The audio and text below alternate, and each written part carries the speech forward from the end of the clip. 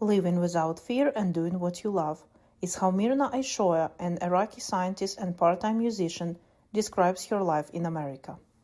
So the situation for women in Iraq is not slightly, actually significantly different than the situation in the United States for women. Aishoya came to the US in 2015 at age 22 after completing a bachelor degree in Iraq. She graduated from Colorado State University in 2017 with a master's degree in cell and molecular biology. She eventually found an internship working as a laboratory instrumentation specialist, conducting tests to verify the performance and quality of medical devices and other tools. After her internship, she began working as a specialist in this field.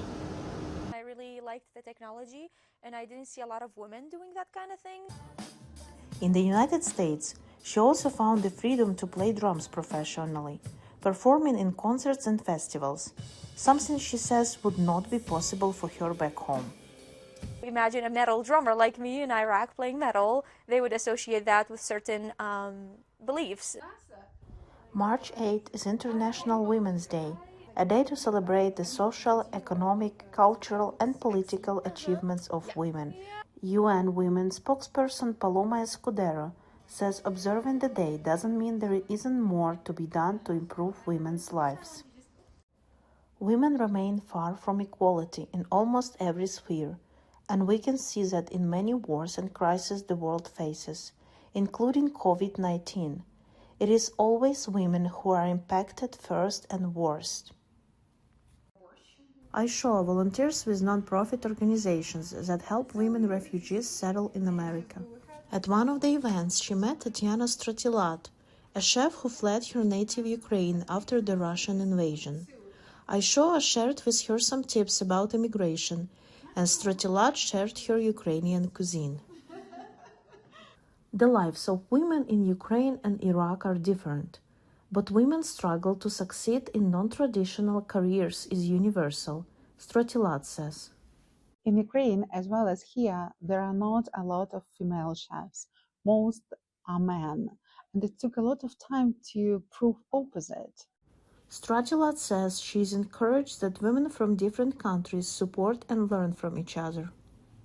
After my immigration journey to USA, and I'm finally started to work as a chef. I lead cooking classes for CSU students, for local restaurants, and also I teach Ukrainian authentic cuisine, different local communities. Besides it, I am a private chef instructor.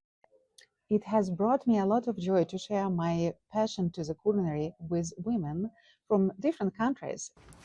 Thanks to the rise of innovative technologies, Aishoya's chosen field is growing, and she is glad to have found her niche. I've been very interested in aerospace and aerospace technology, so I have thankfully been able to interact with a lot of space agencies like SpaceX and NASA to help them choose the right lab instrumentations to analyze certain chemicals, or in my current job to analyze radiation for anything that they're sending up to space or down from space. A 2024 report by the World Economic Forum says it will take 134 years, roughly 5 generations, to reach full gender parity across 4 key dimensions: economic participation and opportunity, educational attainment, health and survival, and political empowerment. Svitlana Prystynska, VOA News, Fort Collins, Colorado.